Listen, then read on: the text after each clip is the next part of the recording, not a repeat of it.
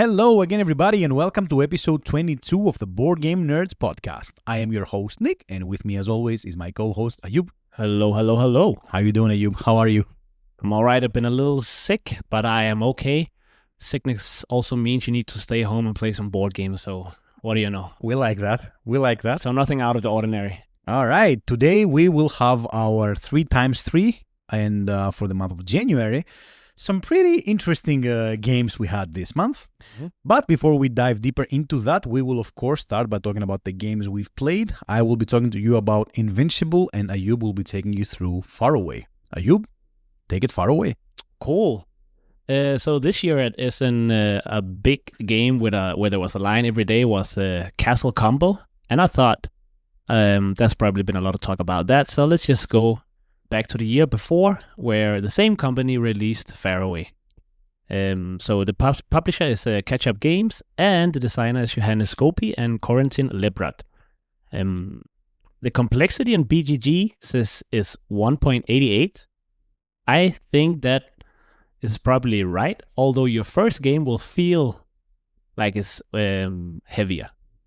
So let me explain why. Far Away is pretty interesting, and just like Castle Combo, I like that these two games manage to do a lot in very few turns. So, of course, I'm comparing a little bit before I go completely into Far Away. In Castle Combo, you play 9 cards, and after you played your 9th card, the game is over. In Far Away, you play 8 cards, and after you played your 8th card, the game is over.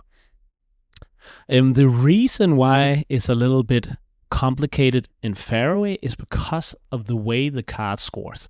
So, every player will have 3 cards in their hand, and there will be cards in the center of the table, and that changes a little bit depending on the player count, so it's like 1 more than the number of players. You play a card face down, and that card is going to be your last scored card out of the 8. And everybody flips, depending on the number. If you played a lower number, you get to pick a new card first from the center stack. If you played a higher number, you'll pick later, but probably that's better because if it's higher than your previous card, you also get some small bonus cards that will give you points and benefit you in different ways. So you're always balancing between, am I going low to pick first out of the cards that's in the center of the table, or am I going higher than my own previous card so that I can get these extra small bonus cards? Of course, at some point, if you keep going higher, you'll start going super low again, and then from there start to go higher and higher again to score.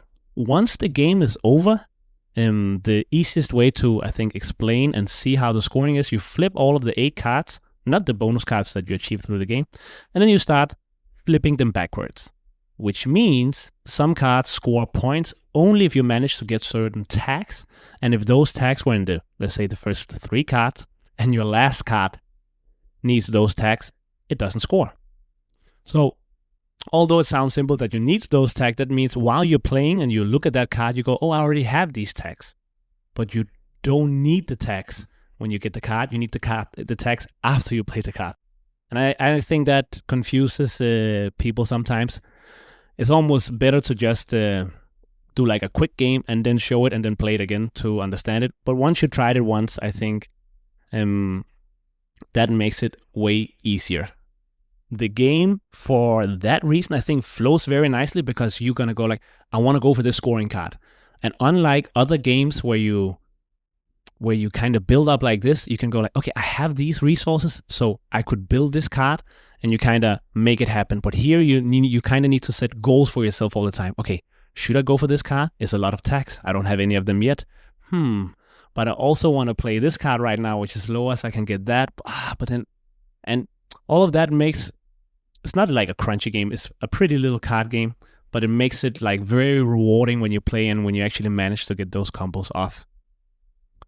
So for that, I enjoyed a lot. I also think it's nice that the lower cards that makes you play first usually are the ones with resources, but you want to play the resources in the end. Yeah. So it's really like, what am I going to do here? Because I don't want the resources yet, but I want to make my cards go higher.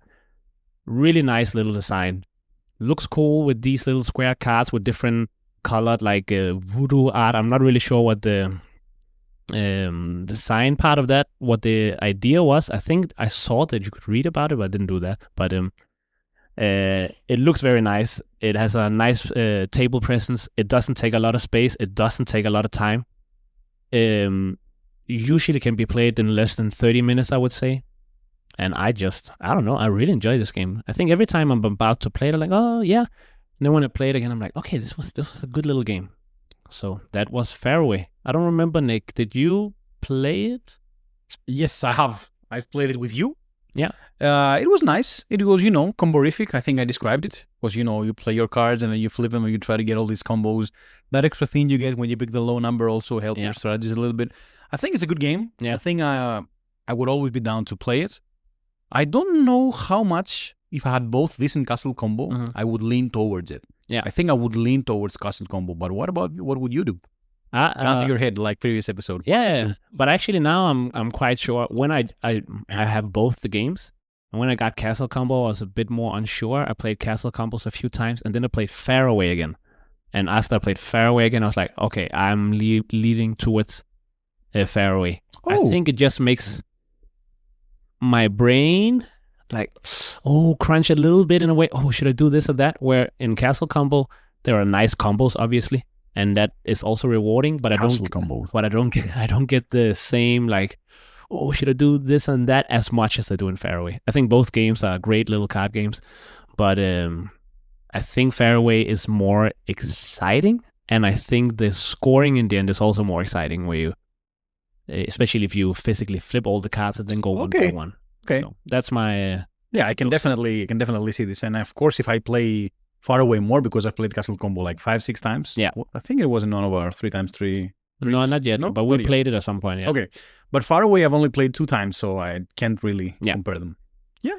Nice little game. If you like small comborific games, definitely give Faraway a shot. Yeah, and definitely if you like either Faraway or Castle Combo, you should give the other one a try. It's the same company, and you can kind of see some of the DNA with the fixed amount of turns and amount of cards you play. So, yeah. Makes sense. Cool. Okay. Nice. Okay, now I want to play Faraway again. Yes. All right, let's talk about another game that is a very, very new game. It came out this year. It is Invincible, the hero building game. Little spoiler alert. Invincible, the hero building game, will be on our next 3x3. So today I will give you a brief overview of the game, and I will try not to give my full personal feelings on the game. Try and reserve it for after we played it 3 more times. Completely objective. I will try. You know how I am. Okay, so Invincible, the hero building game, is a game designed by Kevin Spock, a designer I do not know, but I want to say good job, and published by Darwolf Games. Okay? Yeah. What do you say?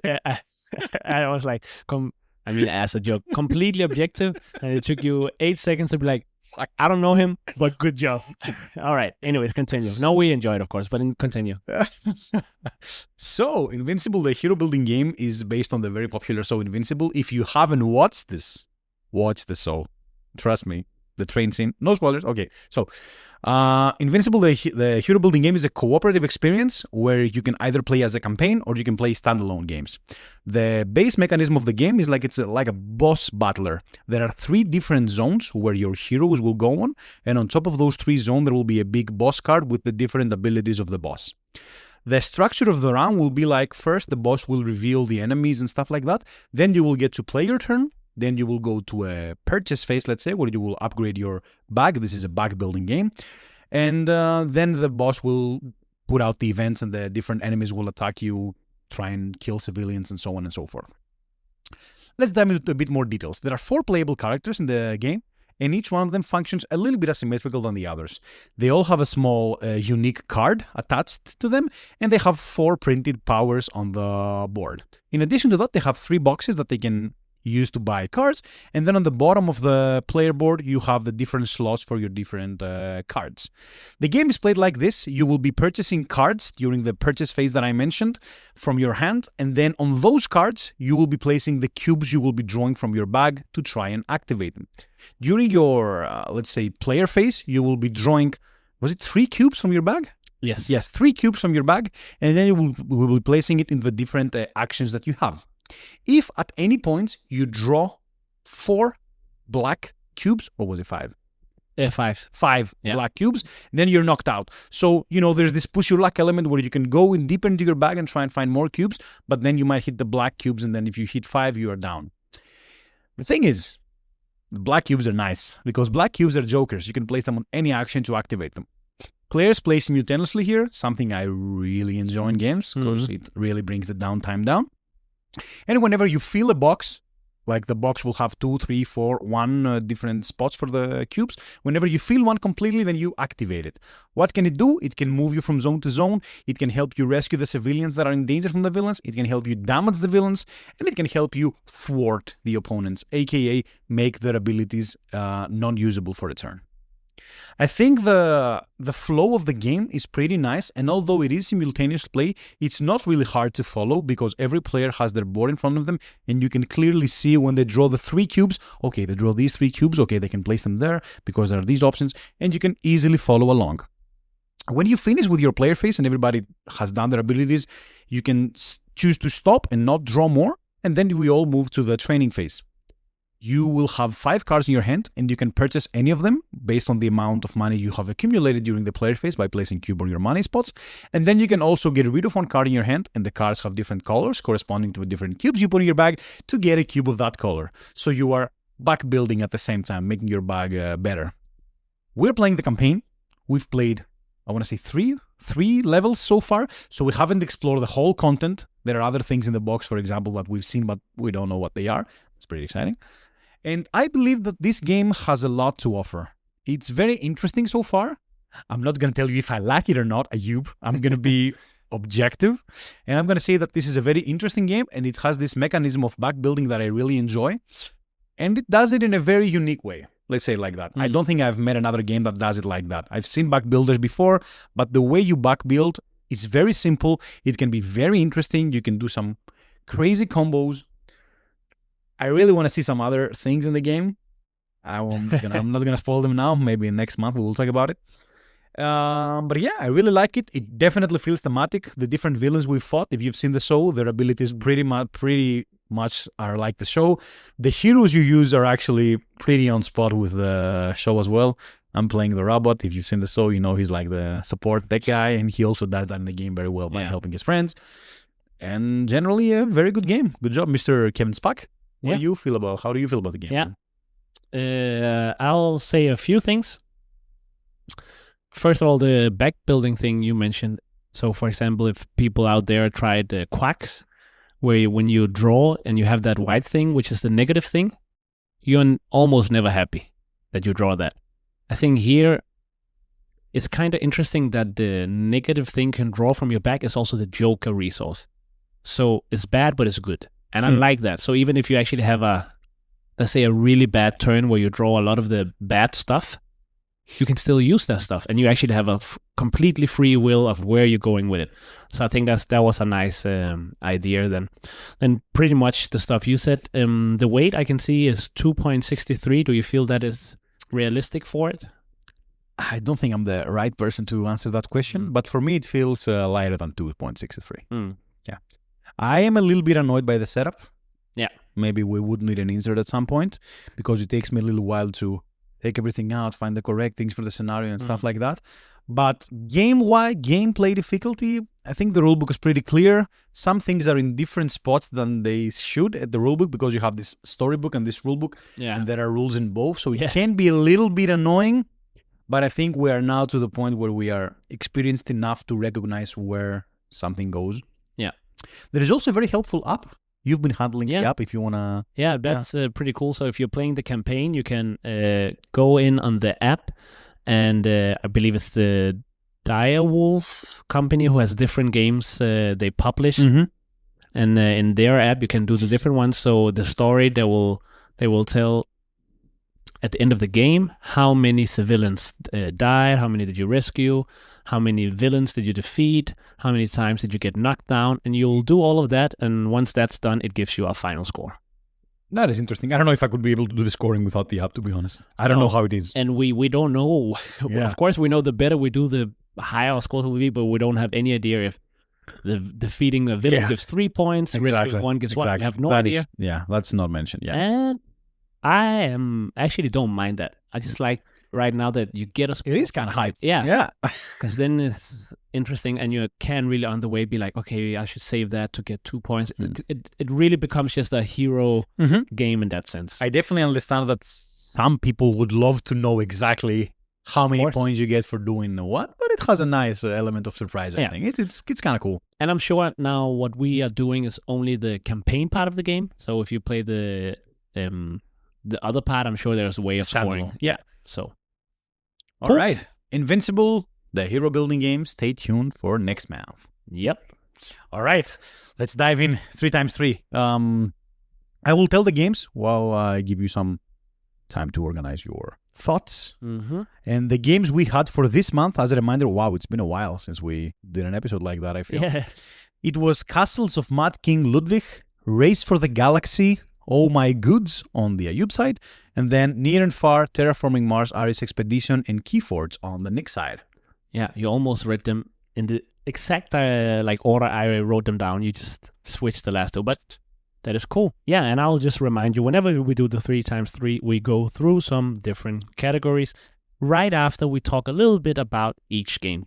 But after we talk about the games, we will talk about what surprised us the most, what we feel is the most replayable, what we feel is the most versatile, that you can play with different type of people, what took the longest for us to play, what was the shortest, what did we like the most least, and the bonus question in the end, as always, but we'll talk about that later.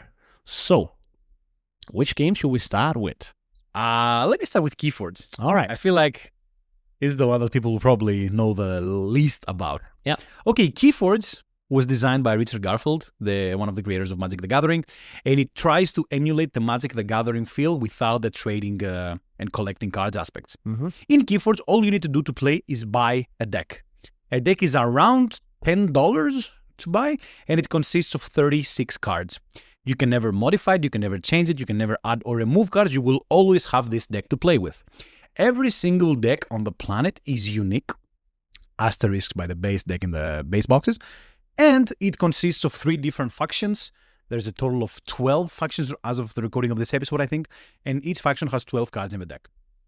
The way you play Keyforge is you try to forge 3 keys. Whoever does it first wins. You will play cards on your turn and you will reap with them. You can use your cards to reap, aka, when I say reap, it's R-E-A-P. Tap them, or tip them. Sorry, this is... And gain an amber. When you have 6 amber at the beginning of your turn, you forge a key. You forge 3 keys and you win. The caveat is, and this is the interesting part of the game that I personally find very, very, very interesting, is that at the beginning of your turn, you will select one of the 3 factions in your deck. Let's say, for example, I play with Knights. I select Knights. For that turn, I can only play and use my Knight cards. So if I have a battlefield full of alien cards, I cannot use them if I pick Knights. And they're not called Knights, they're called Sanctum. Okay. And this is very interesting because it gives you a very different perspective on what you want to do and what feels good and what tempo actually looks like in this game. You can have a board of 10 creatures and actually be losing terribly. And we saw that happen more than once.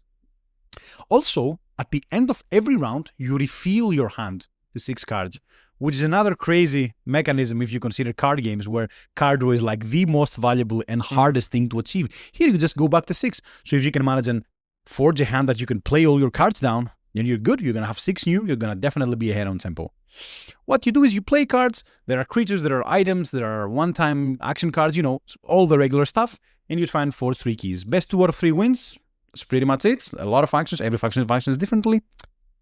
Keyforge, how did you like it? It was your first time playing it, I think, right? Yeah. And I thought it was interesting. There was some stuff I liked and some stuff I liked less. So I'll just throw some of them to your face. Hit me. And I'm metaphorically. So I did think the thing that you were forging keys were nice, that it was not a life pool in some sense, and some card felt so even if somebody had like high damage, they didn't feel super strong because they could maximum kill 1. And even killing one of the enemies when they can play 5 their next turn maybe is not that big of a deal. So it was interesting that it felt like the card balance were naturally more balanced because your goal is not to kill your opponent, is something completely different. I like that. I did like the pick one faction. It really, I think, gave me a lot of. I want to use this one card, but if I pick this faction, I can use 4 cards decently. But if I pick this, I can use 2 cards very good. But then I'm not getting rid of cards in my hand. Like, for such a simple rule set, I think those decisions were very juicy. Very. So that was very nice. Knowing from the fact that every deck is unique and everything, I did feel like they felt, not all of them, but some of them feel more samey than what I would think, and that's per se not a problem, but it did feel like I think I went into it with, okay, now I'm playing this, it's going to be completely different, and then sometimes maybe half of it is the same, and there's also duplicate cards. Of course, they can make like a million unique cards, but I just kind of went a little bit against my thought of it being, not collectible card game, because then it will feel like, well, I want something different. I'm going to get new decks so I can get different So even though it's not a collectible card game because you can mix the decks, you might end up in what I think is the most annoying part of it, is getting a lot of cards just so you can see. You can see something different. Yeah. And I will say that it's partly my fault because we played mostly with my decks and they were all from the very first expansion, which included like, I think, 300 cards or so. So, although the decks are different, how many different decks you can build with 300 cards? Now we're like at expansion 5 or 6, and there are way, way more cards, but I don't have decks from newer. I think the last decks we played were completely different because they were from the newer expansion. Yeah, they were different. But that's what I mean. That not better though, just different. That made me feel like then if, for example, someone would go into this, they might want to end up buying many like different. If somebody wants to get this and wants to get many decks, I would advise get decks from different expansions because then newer functions are introduced, newer cards, the token mechanism which we didn't get to see. There are a lot of newer stuff which would make your experience different, I would say. And that's what I feel like for me playing it a lot, that would be something that would be needed, but I also at the same time wouldn't want to maybe rake my brain on my wallet for that sake or whatever. So just for people out there. But the actual experience was nice. Yes. And fun to play. Reminded me of course, a bit of Magic, and that's no secret with the designer of the game. Definitely. Of a lot of similar stuff, I agree. Which is good. Yeah, good and bad, I think. Good because Magic, of course, is good. Bad in the sense that I did do that at some point, did get a bit tired of it, and then I'm not searching for the same, but it did do some of the good things Magic did. So all in all, it was enjoyable. Not something I see myself go like heavy into. But yeah, that was my opinion on Keyforge, and pretty unique. Yeah. Would you say? How are you about like? Let's say you play Keyforge and a lot of people play Keyforge with you, and once a year a new faction and collection came out. Would you rush for it? 100%. Yeah. The thing is, of course, if I get to pick one, Magic or Keyforge, I will never play Keyforge again in my life. But if I'm given the option to play Keyforge and I can't play Magic, I will play Keyforge all day, every day. I really love the game. We really were very hardcore into it when it first came out back in Greece. We had like a squad of 6-7 people gathered in the house, play the decks. I remember one guy, we were 7, he was just playing on his own, just, to play test the deck because he was waiting because we were 7. And now, of course, the reason that Keyforge sparked my interest again is because we got the solo adventures. Yeah. And that is something that maybe I will talk in another episode, but there are a few solo adventures out there now, which are extremely interesting. I've already played one a few times. And yeah, that's what sparked my interest and put it on the 3x3. And it's funny that you put a game by Richard Garfield in the 3x3 right after I did. Yeah. Sure. All right. Cool. We'll move on a bit. I will go to the next game, and since you talked about the fastest of the 3 games you picked, spoiler, but we don't know if it's fast at all, I'll talk about another fast little game. And if you heard the top 50 games, I like this game quite a bit, and it is Race for the Galaxy. So Race for the Galaxy is this, I want to call it a little card game because the box is not that big, and especially if you don't have the expansion, it's not taking a lot of space. But there is a lot to do, and there's a lot of icons to see, and there is a lot of thinking to be done. But this game is pretty cool. You pick you get a starting world that you place in front of you, which might or might not have some abilities on it. And then you get a hand of 6 cards, and you'll discard, so you have 4. Boom. Now the game is ready to begin. Every round, each player will pick a phase, and that phase will do something for everybody, but slightly stronger for you. So you might consider what the other people will do, or you might have a one-way train, and whatever, each is fine. So you can draw more cards, you can play worlds, you can play developments, which is like other cards that will boost different type of actions. You can produce, so some of your worlds will get resources, or you can trade the resources away for cards and more points. What do you trade? What resources are we talking about? Well, that's just cards from the top of the stack on top of your other cards. Oh, okay. Well, how do you pay for the worlds? Well, you discard cards from your hand. Everything is done by cards. The only thing that is not done by cards is the small point tokens.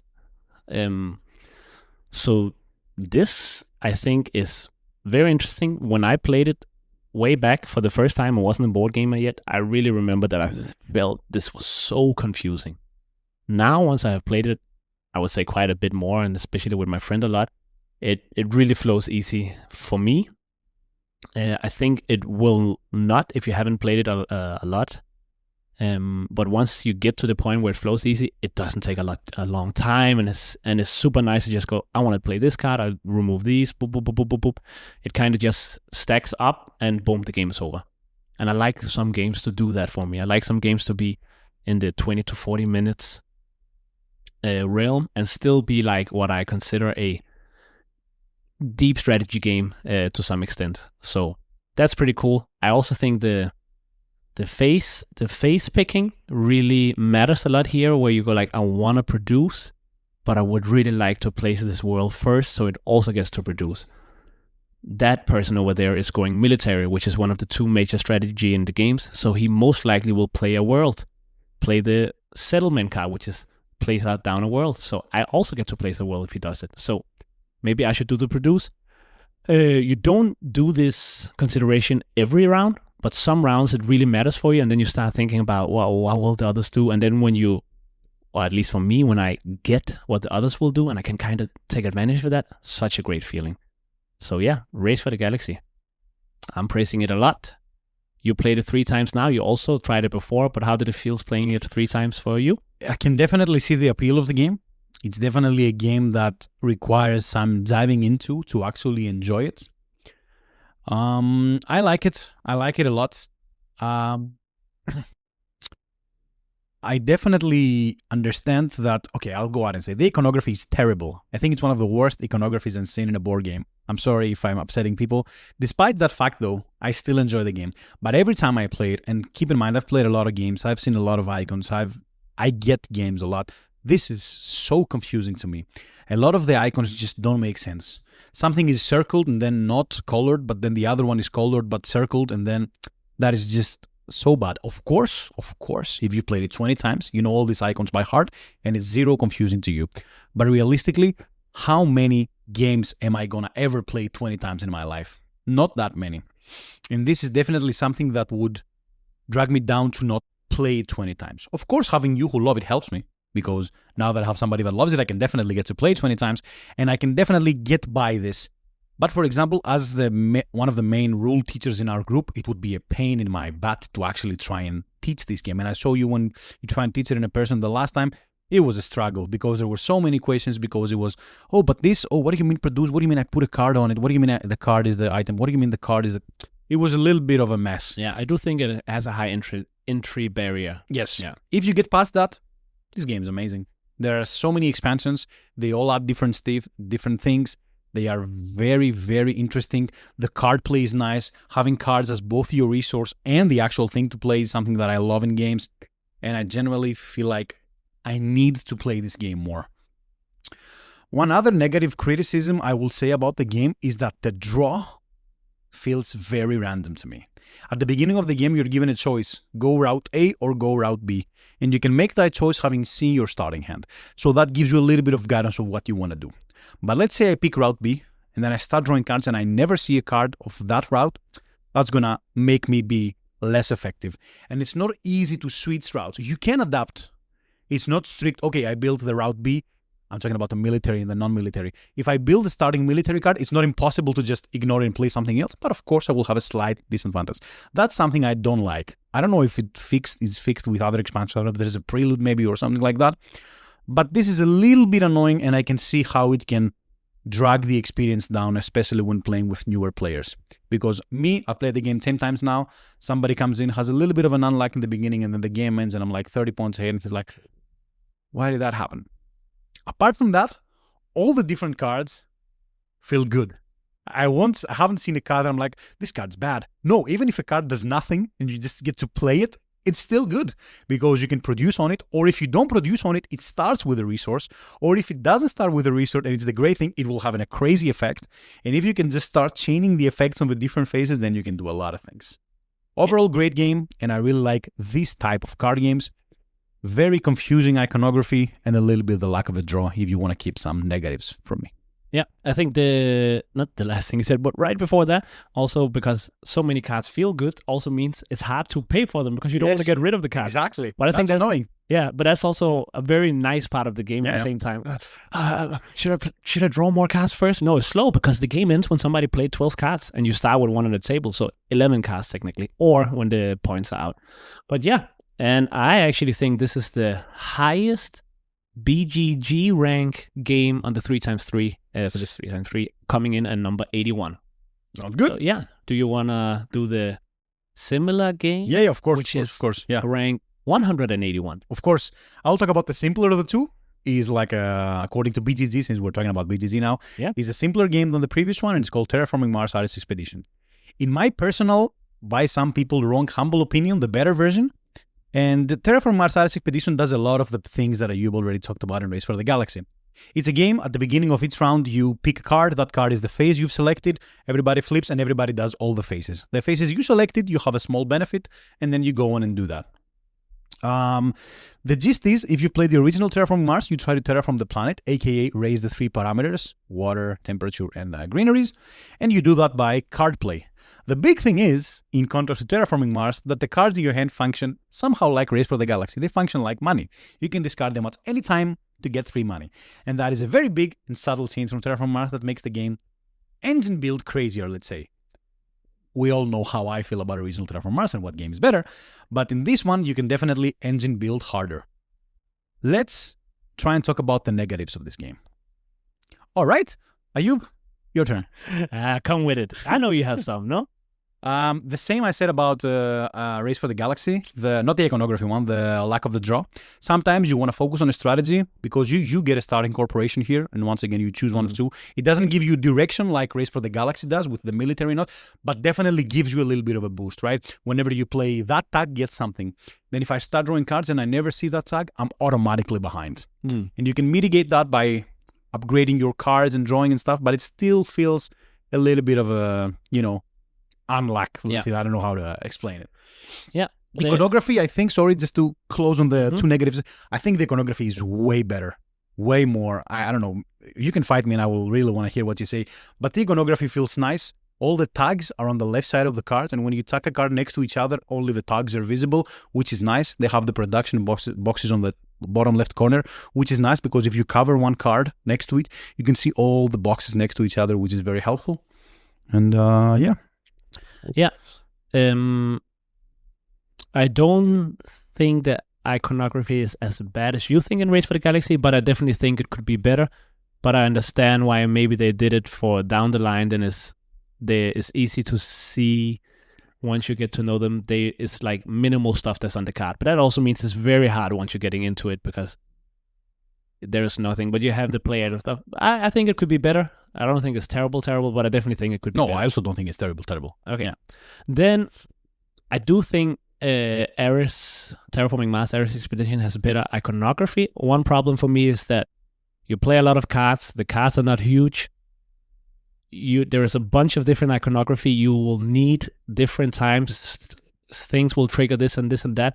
And sometimes I think it's easy to forget smaller things, which annoys me because I'm already using some brain power to be like, okay, I need to focus on my strategy, this and that and that. And I have one little card that just says, whenever I do this little specific thing, I also get 1 money. And I need to somehow remember having 6 different abilities that does this maybe, or not with specific for that, but like something different. And all of these things I think somehow becomes a little bit easier forgettable, at least for me. And you know that we played it 3 times now, and sometimes I was like, oh wait, I played an upgraded face card. I have this card down here that says I get on money. I need to take that money. And yeah, so what I'm trying to say with this, I think there was more to keep track of in Ares Expedition, personally, than there was in the other one. There's a little bit of comparison here. The biggest reason is, of course, also they both have this main mechanism of picking a face card. Everybody's picking one, and everybody gets to do something based on that. So in that sense, they are similar, right? But both are good games. I think that's definitely some of my biggest problem with Ares Expedition. I think for something that is not of a higher complexity than what it is, I am keeping track of a lot, which is not always a bad thing, but I'm just feel like I'm keeping track of a bit more than what I would like to. And then I think the face cards, I don't know if it's the upgrade part or something. I feel I would like it for me to my opponent's choice matter a bit more. Sometimes it feels like you do this, but I should do this too because now my face card is upgraded and I want this part, or it doesn't feel as impactful? Not impactful. It's more like you do something, cool. I'm doing this because this is what seems best for me. Yes, but you can time it. That's of course concept. You can. I just feel like it's less, what's the word, like, out there in this game. But I do enjoy it a lot. I did think it was cool. It is probably my least favorite of the 3 Terraforming Mars games. But yeah, it was pretty cool. Yeah, nothing to add to that. The thing with forgetting, I don't know. I don't do that. It also, there is a positive and a negative to that. All the different things you have to keep track of, they are colored. They are red for the productions, gray for the passive productions, blue for the active actions, and purple for the passive actions, which is great. The thing is, if you're colorblind, then you're a bit, it's a bit rough. Yeah. So, and there are a lot of colorblind people that we play with, and I can see this being a huge problem for them. But in general, that's how I distinguish them. Oh, purple, that's a passive. Let's see what it is. Boom, boom. Okay. Red, I did it. I don't want to care about it anymore. Blue, whenever there's an action phase, I use all my blue cards. That's a little bit how I... Yeah, but then I think that's my point. Then if you have 3 cards in each, okay, I played a syntax, so that was something. Whenever I play a syntax over here, passive, okay, cool, that was that. Or I can do this. Oh, it's the action. Oh, I could use this. So there is just a lot, I think, for me, for what it is. Cool. But yeah, I definitely respect your opinion. I think it could be similar to the Race for the Galaxy thing. It might be, once you play it a lot, those things become more like up your alley or whatever, right? Right now, I've played both games 5 times.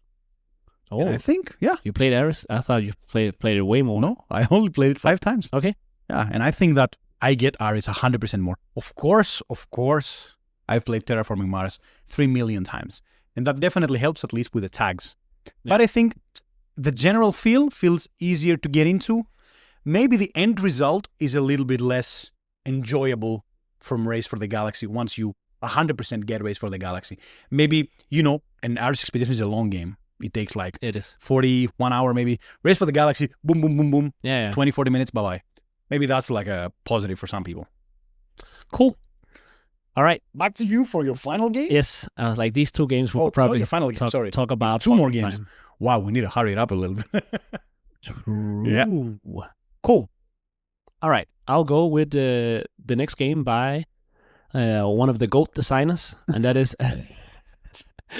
Alexander Pfister. He made so many games, and this game I enjoy a lot, and it is Oh My Goods. Really cool little, once again, card game. I think card games, and to some extent, let me not talk about the next. Let's make this what it is. So in Oh My Goods, this is the second edition of the game, so they fixed something from the first edition. This is the second edition. This is the second edition. In the first edition, you draw 2 cards in the beginning of your turn. One of the fixes in the second was you could decide to discard your whole hand to then draw 2 more than what you had before, which is, if you were feeling like you couldn't find some cards now, you can imagine in the old edition. Yeah. So that helped a lot of people. So on your turn, you are in the first phase drawing 2 extra cards, so discarding your whole hand and then draw the same plus 2. Then you will start flipping cards in the center of the table, and all the cards are multi-use cards, so they have a resource icon on the left side, and you're flipping to see which resources will be available in that round. There are also small half-suns on the cards, and once 2 half-suns have been shown, you stop flipping cards. So there's a little bit of push your luck, excitement here. When people go, I want this building, I have to trigger off, I need those resources. Always hyped, enjoy that. Then once 2 half-suns is shown, now everybody decides which buildings they're going to trigger. You have your main worker, and later in the game you could get some assistants that can trigger different buildings, and you put them under your buildings and consider which buildings you're going to trigger. Then phase 3, you flip cards again until there's 2 half-suns, and so on and so forth. And then you build out this little engine here, and once again, just like the previous game that I mentioned, Race for the Galaxy, everything is done with cards. So the resources you put on your buildings are the cards face down, obviously. The buildings you build are cards. The money you have is the resources on the cards that you can sell. And I think it flows very nicely. Our first 2 games took a bit longer, but once we got everything under the belt and we played the last as a 2-player game, the last game took like 29 minutes, which is, I think, perfect for a card game where it feels a little bit push your lucky, but you're also engine building. And I had fun with it. I think I'm going to stop here for our time. How do you feel about Oh My Goods, Nick? On paper, this low interaction efficiency puzzle Euro game should be 100% down my alley. On paper. In reality, that was not the case. I don't know why. Something just didn't click for me in this game. Everything that I was doing, I liked, but it just didn't click. I do have some negative thoughts. The events felt horrible, with one word. They offered nothing to the game, in my personal opinion. Then the assistants, which was like the only little bit of interaction in the game, were okay-ish. You could definitely see what he's aiming for and what I'm aiming for. So even there was no real interaction. Oh, you build the second black card. Okay, I build the red card. I'll take this one. You'll take that one. So it was pretty much, okay, now it's round 4. We will have a second assistant. Now 2 of our buildings will produce. It was like a step in the game, not an actual interaction race to get there first before the other part. And then the end game event, which was like an event that happened at the end of the game, which you knew from at the beginning, it was... Sometimes you could easily do it, and sometimes it was simply impossible to do it because it required you to have cards, and if you never saw the cards, then you would just not aim for it. So I also could not focus a lot of my brain power towards that. Overall, I will say, though, I can see the appeal of the game, and I can understand why people like it. I should like it, based on my personal preferences as a gamer, and that is why I think that I need to play this game more before I put out... Final verdict, yeah.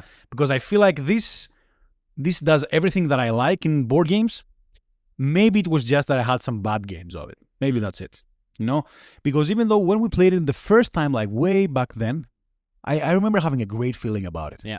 And there were a few differences with back then than we played it now. Yeah, so you mentioned the events. We didn't play with the events back then because there was an expansion that was added to later. Oh, okay. Just for people to know what the events is. At the beginning of every round, you'll flip an event card. It also changed the game from going to a specific amount of rounds and not whoever got 8 buildings first kind of finished the games.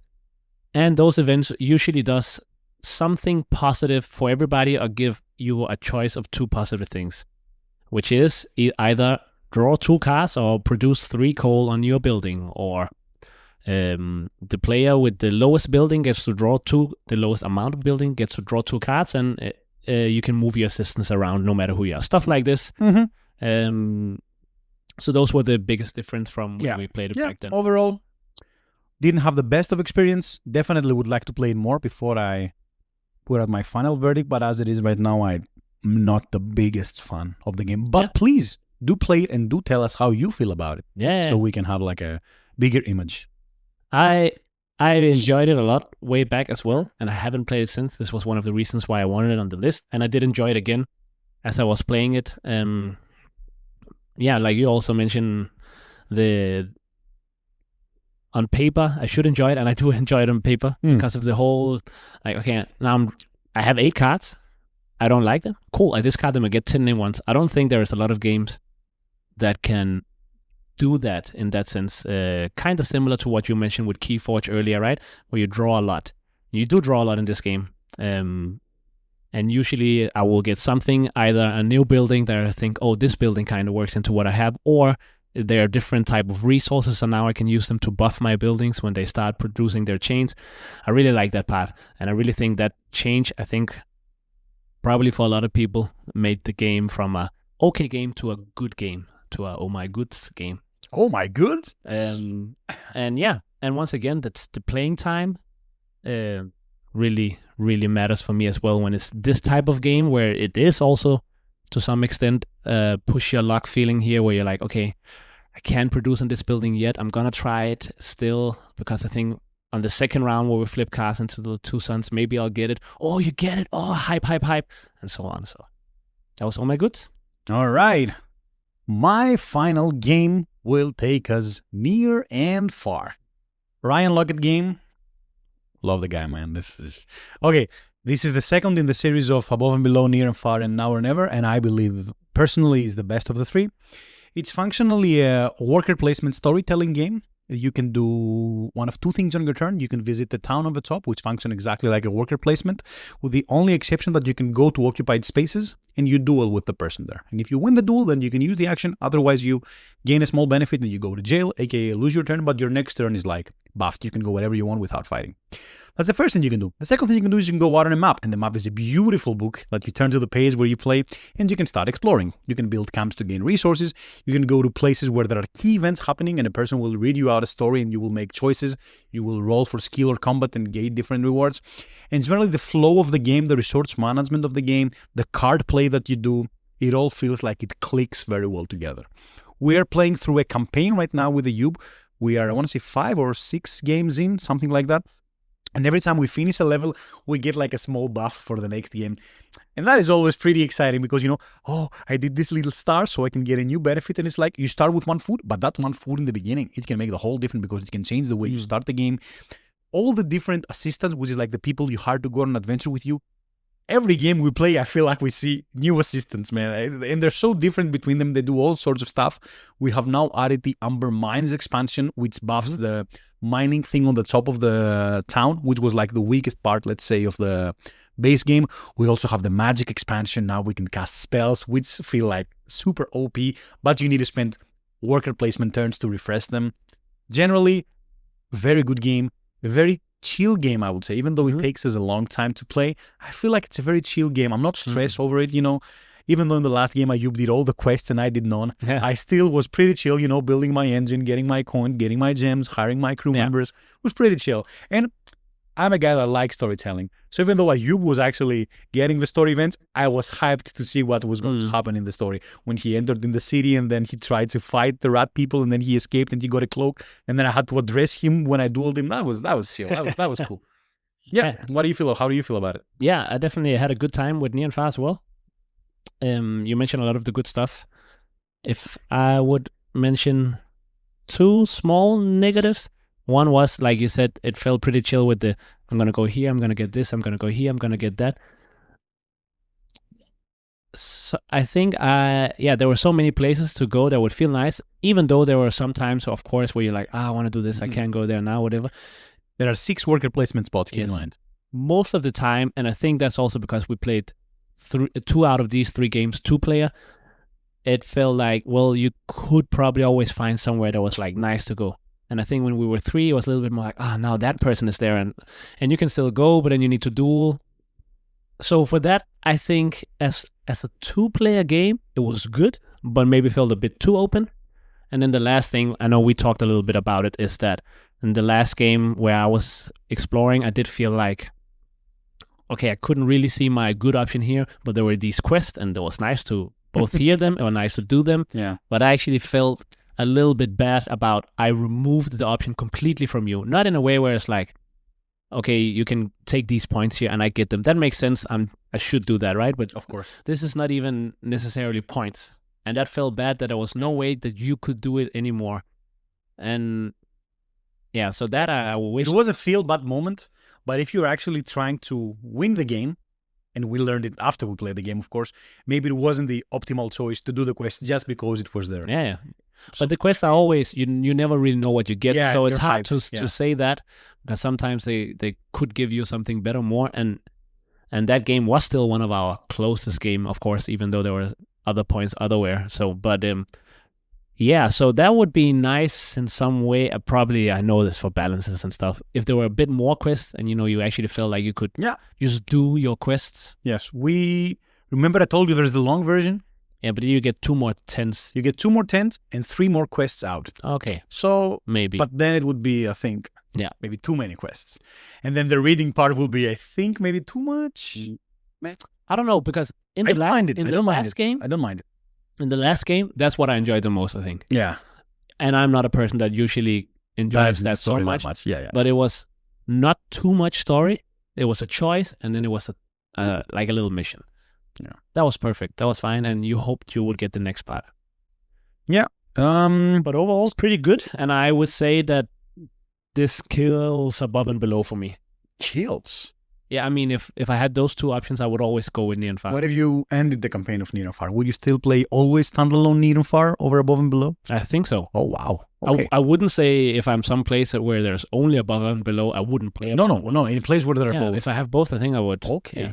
Well, we'll see. Down the road, maybe I'll get tired of Near and Far, but that's how I feel right now. I don't know. I think I'm also intrigued about Above and Below because Near and Far got the new workers for Above and Below. Yeah. So I'm a little bit intrigued. I also believe Near and Far is a better game. But I really want to, see how that works with Yeah. Yeah, you mentioned the negatives that I would mention. Exactly. It felt very open, and losing the stories felt a bit bad. So these were the 2 main concerns for me as well. So you covered them. So Yeah. And you covered the positives, so that's why I started right there. All right. Cool. Let's go mad with the Last game. Castles of Mad King Ludwig. Oh my God. This is an old game. I mean, 2014 is like 10 years old. And 11. Yeah, we are in a new year now. I'm old. And this really, I mean, I heard about the title way before and didn't really look too much into it. And I think it kind of took me by surprise. Not by being an amazing game, but being a really enjoyable game. The auctioning, you must to some degree like, or don't mind at least auctioning for you to also enjoy this. You're placing it every round. You're really thinking about, does this person want this tile? Because I'm not going to lie, sometimes I thought some people really wanted some tiles and I put them more expensive and I put something cheaper and people are like, oh, I want that. I'm like, and then I get less money because when you're the one placing the tiles in the auction, you get the money when people buy. So you want to try and figure out what people want. And at the same time, when people are doing it, you want to pay less if you can. And so that was a pretty hyper thing. Made every round a little bit tense, and even though it's not your turn, you are looking at what other people are doing because you don't want to lose your tile. You need to figure out what you're going to buy. So keeping everybody a bit engaged. And then, of course, I enjoy tile laying. The tile you buy, you place it in your castle. Depending on the color, you get a bonus. Am I going to get money? Am I going to get an extra scoring card? Yeah, I'm very pleasant by this game. Surprised me, I think. I'm out since the first time I tried it, not since the list. This game has auction. It has tile laying. It has secret objectives. So on paper, I shouldn't like it. It's definitely the things that I don't enjoy that much in game. Where's my engine? Where's my cards? Where's my... But surprisingly, I enjoyed it a lot. And the more I played it, the more I enjoyed it. That's good. Definitely, as I said in a previous episode with Anachrony, the deluxified version that you brought to the table definitely helped me, be more immersed to building my castle. And it's a silly game. I'm never going to take it seriously. Yeah. I know it's a silly game, but it was relaxing, I'm just building my castle. Oh, I didn't get what I wanted. It's okay. I'll take another tile. It's okay. I'll give you some money. I'll take it. We'll build oh my God. We were trying to build courtyards in the final game, which is crazy. You were trying, you're tiling, and you were trying to actually leave spaces between your tiles to create courtyards. That is so that dumb. Not only did there need to be space, you also need to have an opening out so you could walk into the courtyard. So you're literally building your castle. My toilet is next to my kitchen for some reason, and then I go underground to my second toilet next to my piano room, because why not? It's my castle. I can do whatever I want. Yes, it was nice. There are many expansions we haven't tried, and I am pretty excited to try them. I know Ayub is not very excited about one specific one. It's called the Moat. Yeah. But me, an original Dominion player, remembering the Moat card, I'm super, super hyped to try that. And yeah, I think there are a few more plays of this before I say, okay, let's sell it now. It's okay. Get rid of it. And it can still be good, cool. I'm very much looking forward to the renovation expansion. I think the moats just look wacky, and I hope it's good, but I'm also afraid it's too wacky. Just don't take it seriously. Just take it for what it is. Yeah. A big thanks to Ulrik for showing this game. Definitely. The version Nick is talking about is the second edition that I bought, which is, so what is it called? It's called Castles of Mad King Ludwig Ayub's Deluxe Edition. Because there is an actual deluxe edition that I don't have. Oh, you don't have, which is called the collector's edition. But that was a bit too much. And as you say, this feels like a deluxe edition. What is it? Is it like the Polyomino? Oh, what? No, what the else? tiles are a bit bigger. There's one of the expansion where you actually put actual castles on some tiles. So, but you need 3 tables to play it, I guess. But I'm very happy with the version I have. That's just I believe, second edition by the company with the wolf on. I'll mention it in another episode. Company with the wolf, direwolf? Yeah, it's a direwolf. There's like a little wolf in the corner of the... AG? No. If you know, you know. It's okay. It's Bessier Games. So that's the version I have. All right. It's time for Nick. some stats. Let's hear it. So first and all, Nick won 11 out of the 18 games. Ayub won 6, and Kalin won 1. Shout out, Kalin. Of course, Kalin had to be a part of the race for the Galaxy and take one of the wins. Cool. We will go through the things I mentioned in the beginning of the episode. So, let's go straight into it. Nick. All right. What was your biggest surprise? Meaning, what you were expecting compared to what it was. I think I'll respond it a little bit. I was very hyped for Oh My Goods and extremely not hyped about Mad King Ludwig. And they both surprised the opposite way. I did not enjoy Oh My Goods, and I enjoyed Castles of Mad King Ludwig. If I had to pick one, because we like being positive here, I'll pick Oh My Goods, because I really thought it was going to be the game that I like the most out of this collection of games, of course, without Trevor Mars. But I think it's the one that I actually liked. Is it? Nothing. I'm not going to say anything else for now, because I'm looking down the stats for later on. Cool. So, what about you? The Castle of Mad King Ludwig was your biggest surprise? Yes. Yeah. Definitely. Cool. I think mine was near and far, because we already played it a bit. And I thought I knew, okay, it's going to be a continuous of this, which I was okay with, but not super hyped. And I think that's also why maybe it was... Was it a positive surprise? Yeah. Oh, okay. Nice. Yeah, that's what we like that. So, and also the story part being more hyped than what I thought otherwise. I think the rest of the games, except Keyforge that I didn't know, I knew pretty well at this time. What they were, Yeah. And I did try Castle of Mad King Ludwig a bit before the list, and therefore it couldn't surprise me in the same way, I think. So, so cool. Nick. Yes, sir. You are going to an island with no people. I mean, perfect. Just 2 or 3. Ah, damn it! And you need to play one game a lot. Yeah, it needs to be one of these. Okay. Which one is replayable? Okay. Have the people any idea of playing board games? Is 3 Nicks. Three Nicks, Terraforming Mars Ares Expedition, of course. But all joking aside, depending on the amount of decks I have, I could definitely go for Keyforge. But since we're going to be like, let's say I only have one deck, then I would definitely take Terraforming Mars Ares Expedition. I believe that the deck is like every single card is unique and there are more than 250 cards. That makes for an almost infinite amount of combinations. Combine that with the 25 or more, I think, different corporations, aka starting cards, and also 5 action phases that can be upgraded to 2 different action phases. I think that can give you a lot of replayability. Adding in the milestones, the awards, the infrastructure track, the expansion, I think it's almost infinite replayability for Terraform Mars Ares Expedition. What about you? Yeah, I think I would have to go with the same. I think it's just a tap above everything else in replayability. Your combos of what you get, and like you also mentioned, especially with the milestone and stuff, it will be different every time, and especially with the corporations. Definitely. So what you're going for is different every time, and it will make the game feel different. Yeah. Most versatile, the game you feel like, I'm gonna bring this to work and play it with my colleagues after work. I'm gonna bring this to my maybe some family members and so on and so forth. I think there are 2 answers here. I think I will go. Just because I don't enjoy it that much, I won't pick All My Goods, and I will pick Castles of Mad King Ludwig. Okay, I will pick the same. Okay, nice. Yeah. Because you said, bring it to work and stuff, I thought maybe you were thinking something small, no. compact. It's just the type of people. Then definitely Castles of Mad King Ludwig. I can play it with my mother, I can play it with my brother, I can play it with my girl, I can play it with you, I can play it with hardcore gamers. It feels like it's a game for everyone. Definitely easy to get into. A little bit of a setup, but if somebody that knows the game is taking care of it, then you're good. And I mean, even now with the second edition on the map that shows how many of each things you need to put on. Really helpful. Really helpful. If at least somebody is a little bit into board games, there's not a lot of secret information, so you can tell when this tile comes out that does that, and look at that. So exactly. And I think everybody enjoys building a little castle in front of them. So 80% of people. It's funnier than I actually expected. Yeah, that's what we like to hear. More enjoyable than I actually expected. Shut up. All right.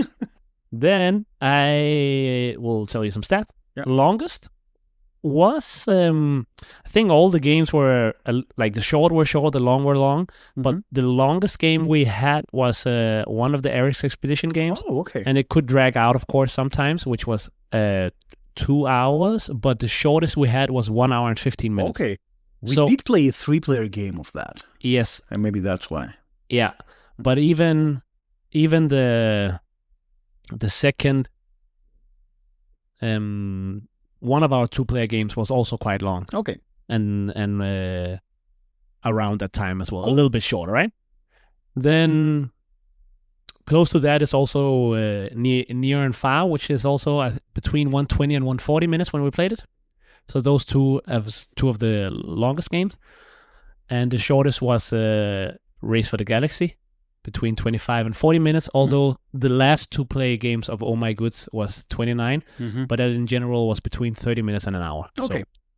So that was the thing, and the rest was somewhere in the middle between I picked the long, you picked the short. Got it. So now we need to switch it up. No. Cool. What did you like the most and the least? You shouldn't ask me. Obviously, Terraforming Mars Ares Expedition. Yeah. Whenever you see Terraforming Mars in any title, in any media, in any game, I'm going to be there. It's almost a religion to me now. Ares Expedition is a very good game. It was my top 50. It will remain in my top 50. I love the game. Love everything about it. Number 1, easy. What about you? I think I would say Castles of Mad King Ludwig is what I like the most. What? Race for the Galaxy is in there. Oh, yeah. I've totally forgot Race for as well. Yeah. No. I mean, Race has a special place in my heart, but just the 3 plays we had in this time, maybe was also Castle still had a bit of the new things to me. New hype. Yeah. But as a general game, you're right. Then it would be Race for the Galaxy. But as my hype for this specific 3x3, I was very happy about Castle. Yeah. Least? I'm hyped to hear your answer. Mine is Oh My Goods. I think I expressed it already. But what did you like the least? I think unlike what you kind of mentioned here, I did enjoy everything. maybe least would be Keyforge. It started high, and then I think it went a little bit downwards for me. I can definitely see that. Um, yeah, definitely. But I mean, the competition is high for Keyforge. It was very good it games. was- yeah.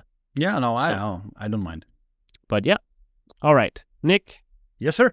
you're walking into the street. I'm walking to the street. You are going to get groceries. Oh, wow. You're just about to pick up some vegetables, and you get a hand on your shoulder.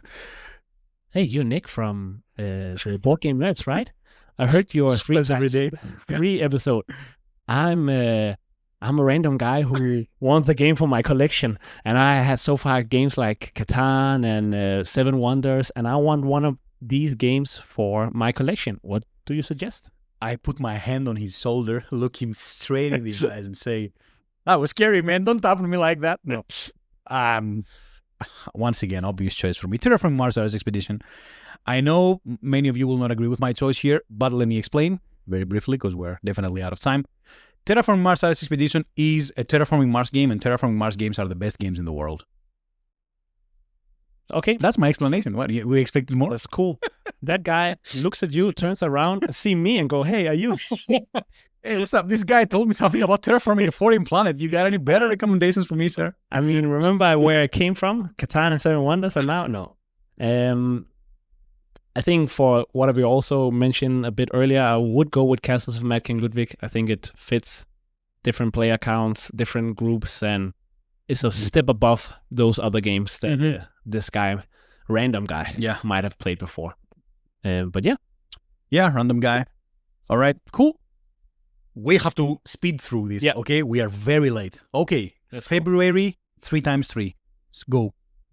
oh, cool. What are you putting on the 3x3? Well, we We kind of merged our, Yes. our went list together and yeah. said what we would pick as a group, and we went with Come on. Trajan, Yeah. Wondrous Creatures, Okay. and Let's Go to Japan. Okay. And from this end, we went with Invincible, of course, the hero building game. There is one final Terraforming Mars game, so let's get it out of there. Terraforming Mars, the dice game. And then Orleans, or Orleans, as I like to call it. It's been a Yep. while, and I really want to play this game again. Okay. It's gonna be fun, and we will All right. be living together now when we. Yes, this is the final episode recorded in this house, probably. RIP to the house. It's been a good one. All right, let's not dwindle. We have to do our 5 on the fly. Ayub, I'll start because I have it in front of me, Mhm. and we are extremely late. Okay, first game. Amrichar. Oh, Amrichar. the Golden Temple. I enjoyed that. I played it as a 2-player game, and I want to try it with 3 and 4. It's the game I already tried, but I haven't tried since I brought it back from Essen. So that's the last thing I need to try. Let's do it. I'll enjoy that. Let's put it at 2. All right, next game. Dice Settlers. Also a good game. Also, we should play with a higher player count. We play too many good games that is supposed to be for more. I mean, we are too. yeah. Let's put it at 3. All right, next game is Caverna, Cave versus Cave. I don't even think I've played that. Oh, it's the K versus Yeah, it's K the versus 1v1. 2-player version. Damn it. I thought it was the one. I was just about to. Okay. Well, we'll put that at 5.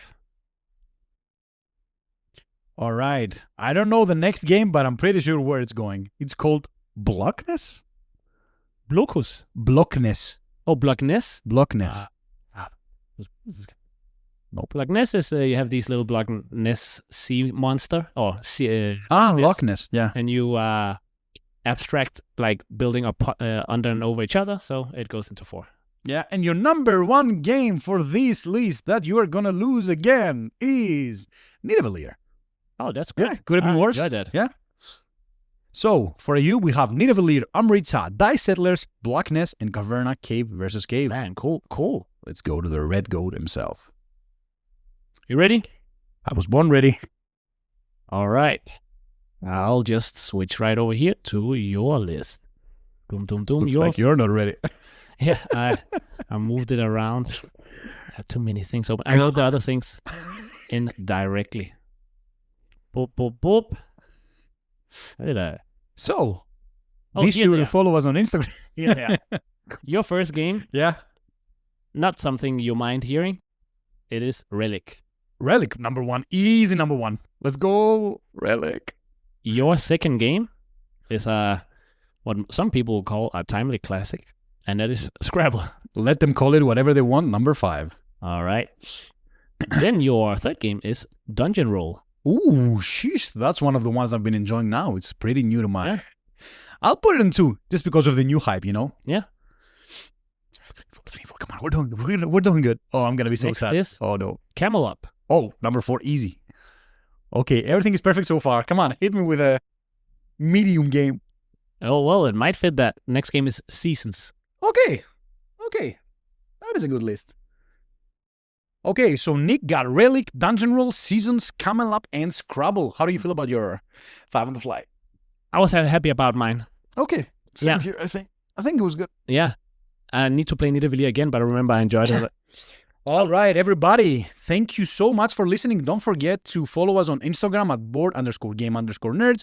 Don't forget to send us your emails and your hot questions on our email at boardgamenerds777@gmail.com. And of course, we welcome you all to join our newly created Patreon. Go. We got our first follower on Patreon this week. Thank you so much. Yeah.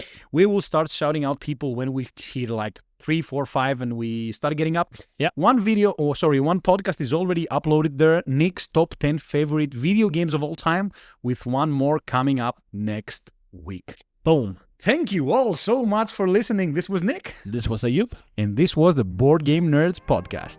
See you next time.